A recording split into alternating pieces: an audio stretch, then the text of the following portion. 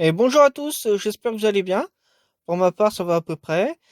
Aujourd'hui, nous allons faire une nouvelle vidéo. Il s'agit du boîtier horloge de EDF. Donc, ce boîtier est activé lorsqu'il reçoit un signal à 175 Hz. Donc maintenant, on va ouvrir ce boîtier, on va enlever les caches plastiques pour voir comment c'est foutu à l'intérieur. Je vais vous faire voir un schéma que j'ai reproduit à partir de la carte électronique. Et on fera 3 mesures dessus de tension. Alors j'ai donc enlevé les caches plastiques et voici ce qu'on trouve à l'intérieur. Donc une carte électronique. On trouve ici les borniers pour pouvoir raccorder les fils. Donc on a ici sur la pin numéro 1, c'est le neutre. Et sur pin 2, la phase. Donc ça c'est l'alimentation du boîtier électrique. Et ensuite on vient, comme vous voyez, la phase revient sur la pin 3 du bornier, qui lui vient sur un contact du relais, et l'autre contact du relais revient en pin 5. Et ensuite, on a pin 6 et 7 pour l'autre contact. En fait, on a deux contacts dans le relais. Alors voici le schéma que j'ai réalisé. Donc déjà, on peut voir sur cette partie-là un relais. Donc c'est un relais qui a deux contacts. On a deux bobines. Et le point milieu de ces deux bobines, c'est le plus VCC. Donc on verra après, quand on fera les mesures, quelle tension on a pour le plus VCC. Donc ensuite, ce qu'on peut dire, c'est que lorsque j'arrive en heure creuse, mon premier transistor T1 va conduire. Du coup, l'autre patte de la bobine du relais va se retrouver à passer par le collecteur, ressortir par l'émetteur et se retrouver au GND. Donc je vais venir fermer mes interrupteurs, mes switches, les contacts du relais. Donc ce relais garde en mémoire l'action des contacts. Donc si T1 a conduit une fois, lorsque je ne commute plus ni T1 ni T2, mes contacts restent fermés des deux contacts, même si j'alimente plus le relais. Ensuite, lorsque je vais venir commander pour les heures pleines à partir de 6 heures du matin, il me semble, si je dis pas de bêtises, T2 va venir conduire. Donc la patte de la bobine va passer par le collecteur, ressortir par l'émetteur de T2 et aller au GND, la masse primaire. Ce qui va faire que mes deux contacts vont se relever, donc ils vont s'ouvrir. Je n'aurai plus de contact ici. Donc T2 va pas conduire toute la durée des heures pleines et T1 toute la durée des heures creuses. Il y a juste une impulsion qui vient soit activer les contacts du relais, soit les ouvrir. Soit fermer, soit ouvrir, quoi. Vu que ce relais garde en mémoire l'action que j'ai eue. Soit T1, soit T2. Donc quand je dis T1, c'est pour la première bobine, et T2, c'est pour la deuxième bobine. On voit aussi qu'il y a une diode ici qui est en parallèle de la bobine. Donc à quoi elle sert, elle?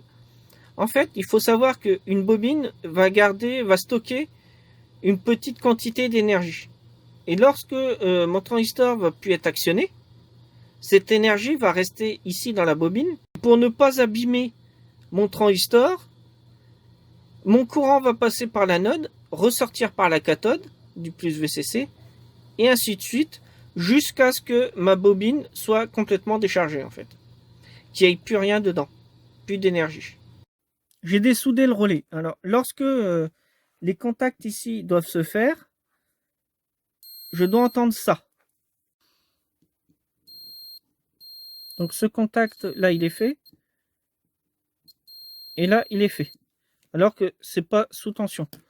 Alors maintenant, je vais venir mettre mon GND ici, sur la patte du haut. Donc je mets sous tension, je teste les contacts. Le contact.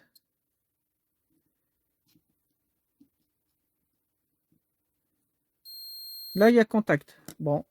Alors, je coupe l'alimentation. Je vais venir mettre maintenant mon GND sur l'autre fil. Je vais mettre mon GND sur l'autre fil. Je mets sous tension. Là, on entend le relais qui colle. Donc, ici, je n'ai pas de contact. Ici non plus.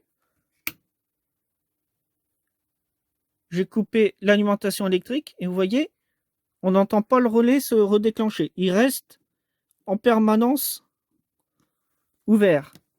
Alors maintenant, si je viens commander la première bobine, vous allez entendre un clac. Donc là, il s'est réactivé. Donc là, maintenant, je peux l'éteindre. Maintenant qu'il s'est activé, je peux l'éteindre. Je teste et là, les contacts se font. Donc, je ne sais pas si vous me comprenez, en fait, pourquoi au début mes contacts fonctionnaient. C'est tout simplement parce que la dernière fois que mon relais a été activé, c'est par le biais de la pin du milieu pour le plus VCC et la patte du haut ici pour le GND. Tout simplement. Donc ensuite, on a un microcontrôleur ici. C'est un TMS 1000 NSL. Alors, c'est un microcontrôleur de Texas Instruments. Il date de 1974 et c'est un microcontrôleur en 4 bits. Ensuite, ici, on a un circuit. Donc, je n'ai trouvé aucun datasheet pour ce circuit. Je ne sais pas vraiment sa fonction. On peut dire que c'est une sorte de convertisseur, puisqu'on va utiliser un signal qui vient de la phase, donc en pin 1 et en pin 5. Ensuite, ce circuit, lorsqu'il va recevoir l'information, il va envoyer les données au microcontrôleur qu'on a ici, le IC1. Alors, je viens de mettre du blanco parce que je me suis aperçu que j'ai mis des pistes en trop. J'ai mis par exemple là ici la pin 9 et ici j'ai mis la pin 8 alors qu'on les retrouve déjà ici. Donc ça sert à rien de les remettre. Donc du coup les données passent par la pin 9, 8, 7, 18 et 27 du microcontrôleur. Et pour ce circuit-là, de pin 12, 2, 3, 15 et 11. Donc ensuite, pour faire fonctionner tout ça, on utilise un quartz de 4,1943 MHz en pin 13 et 14. Et pour faire fonctionner tout ça, on est obligé d'avoir une alimentation. Donc, c'est ce qu'on va voir tout de suite. Je vais zoomer un petit peu. Voilà. Donc, on a le neutre. On passe par une résistance de 82 ohms, 3 watts.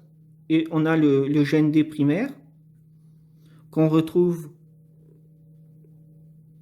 sur la pin 4 du microcontrôleur. Ici, ici. Donc ça, c'est la masse primaire. Et on utilise la phase pour l'alimentation. Donc on passe par une résistance de 82 ohms, 3 watts. On passe ensuite par un condensateur de 1 microfarad en 250 volts classe x2. Ensuite, on a un redressement par 2 diodes ici. Ensuite, on a une résistance de 10 ohms de sécurité. Et pour finir, un condensateur de 150 microfarad 25 volts qui va nous donner ici une tension d'alimentation plus VC. Donc ce plus VC, on va le retrouver ici sur le relais et on va le retrouver ici sur un petit régulateur 9 volts. Donc l'entrée ici on a 12 volts et à la sortie ici on a 9 volts. Donc pour le microcontrôleur, le 9 volts il vient sur la pin 19 et la pin 20. Et pour ce circuit là il vient sur la pin 16. Ensuite vous voyez qu'il y a des switches ici. Alors, les 3 switches que vous voyez, ça correspond à ce petit switch ici. Alors, la fonction A, il n'y a rien qui est activé. Fonction C, D et E, c'est les 3 switches qu'on a ici. Ensuite, on a une fonction test. Vous voyez, test. Avec encore un autre switch. C'est cette petite barre ici en plastique qui vient sous la carte, là. Et lorsque je l'actionne, je viens activer cette petite languette qui va venir toucher la cosse. Donc là, c'est actif. Et là, je relâche pour la fin du test. Donc, lorsque je vais venir appuyer sur test, je vais venir en fait commander mon relais. Donc, les contacts ici. Maintenant, on va passer au test sur la carte même. On va venir brancher la carte. On va faire la mesure entre la phase et le neutre. Ensuite, on va faire la mesure entre le neutre ici, le GND, et mon plus VCC ici, pour mesurer la tension exacte qu'on a. Et ensuite, on va mesurer entre, pareil, le GND ici, et la sortie du petit régulateur qui vient sur la pin 19 et 20 du microcontrôleur. Ici, on a un condensateur pour l'alimentation, encore un ici. On a un relais qui est ici. Ici, on a un circuit 9036. On ne sait pas à quoi ça correspond. Le quartz. Le microcontrôleur qui est ici. Et puis, on a des résistances. C'est tout ce qu'on a dessus. On a ici un petit régulateur 9 volts.